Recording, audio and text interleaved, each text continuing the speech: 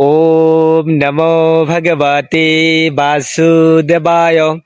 আজকে শ্রীমৎ পবিত্র ভগবদ গীতার প্রথম শ্লোক এবং প্রথম অধ্যায়ের বিষাদ যোগের প্রথম শ্লোক এবং দ্বিতীয় শ্লোকটি আপনাদের কাছে উদ্ধৃত করব।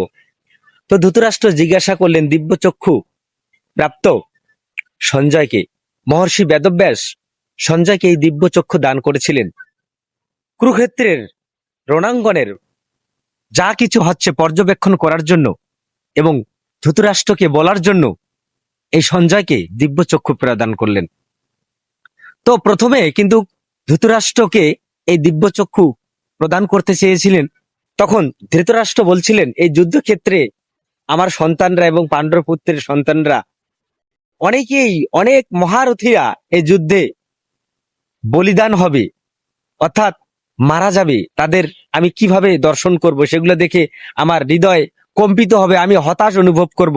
তাই আপনি মহর্ষি বেদব্যাসকে বলছিলেন আপনি সঞ্জয়কে এই দিব্যচক্ষু দান করেছিলেন, আর সঞ্জয় ছিলেন মহর্ষি বেদব্যাসের প্রিয় শিষ্য। তো সঞ্জয়কে তখন ধৃতরাষ্ট্র জিজ্ঞাসা করছিলেন ধর্মক্ষেত্রে কুরুক্ষেত্রে সমবেতায়ুৎসাবহ মম কহ পাণ্ডবশ্চৈব কিম কুর্বত সঞ্জয়। ধৃতরাষ্ট্র জিজ্ঞাসা করলেন হে সঞ্জয়, এই ধর্ম যুদ্ধে সমবেত হয়ে এবং পাণ্ডুর পুত্রেরা আমার পুত্রেরা তারপর কি করলো?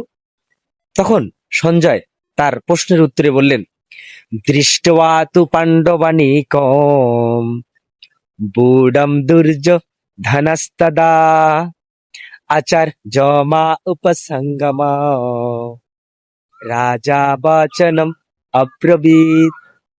তখন সঞ্জয় বললেন হে রাজন, পাণ্ডবদের শূন্যসজ্জা দর্শন করে রাজা দুর্যোধন দ্রোণাচার্যের কাছে এই কথাগুলি বললেন।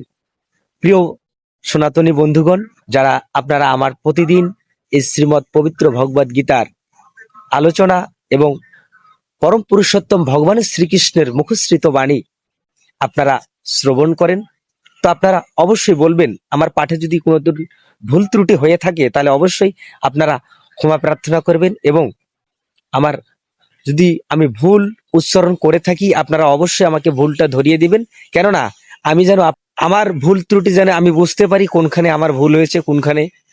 ঠিক আছে, তো আপনারা অবশ্যই আপনারা যদি ভিডিওটা দেখেন আপনারা অবশ্যই একটা কমেন্ট করবেন, একটা লাইক করবেন কেমন লাগে আমার ভিডিওগুলো অবশ্যই, তাহলে আমি আপনাদের এই আমার এই পেজে আমি শ্রীমৎ পবিত্র ভগবদ গীতার ভগবান শ্রীকৃষ্ণের মুখশ্রিত বাণী আপনাদের মাঝে তুলে ধরার চেষ্টা করব।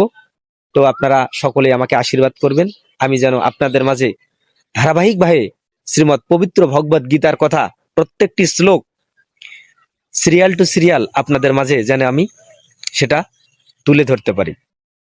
সকলে আশীর্বাদ করবেন। হরে কৃষ্ণ।